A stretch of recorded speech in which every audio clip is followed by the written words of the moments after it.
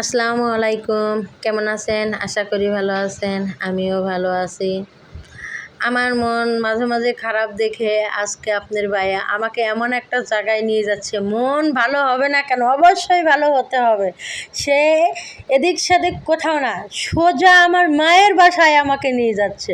শুধু মায়ের বাসা না, আমার শ্বশুর বাড়িতেও নিয়ে যাচ্ছে। আমার শ্বশুর বাড়ি আমার বাবার বাড়ি পাশাপাশি।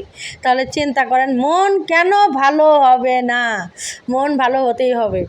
দেখুন আমরা গাড়িতে বসে আছি, আমার মেয়েও বসে আছে। সে কথা বলছে। আমরা সামনে সিট নিয়েছিলাম।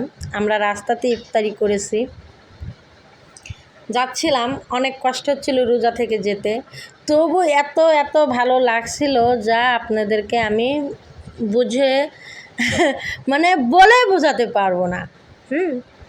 মাশাআল্লাহ, এখানে একটা মসজিদ খুবই সুন্দর, আমার খুবই ভালো লেগেছে। আমি যেতে যেতে অসুস্থ হয়ে গিয়েছিলাম একটু, তবু মার বাড়ি যাওয়ার কথা শুনে অনেক অনেক ভালো লেগেছে।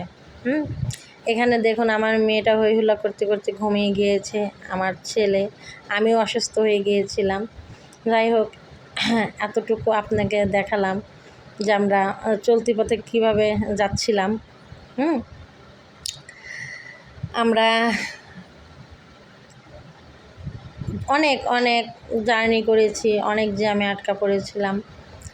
যাই হোক, যেতে যেতে রাত হয়ে গেছিলো। আর ওই দিক থেকে আমার বাবার বাড়ির থেকে এত পরিমাণ ফোন আসতেছিল, আমরা কোথায় একটু পর পর ফোন রিসিভ করছিলাম, বলছিলাম এই তো কাছাকাছি চলে আসছি।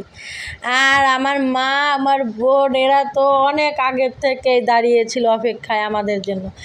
আর এখানে আমরা রোডে এসেছি, এসে তেমন কিছু পাইনি, কিন্তু দইটা ভালো লেগেছিল, দইটা নিয়েছি। দেখতেই পারছেন, এখান থেকে একটা দই নিয়েছি। এটা বগুড়ার দই। এটা বগুড়ার দই। আর এইদিকে দেখেন আমার ছেলে মেয়ে রোডে এসে অনেক দৌড়াদৌড়ি করতেছে।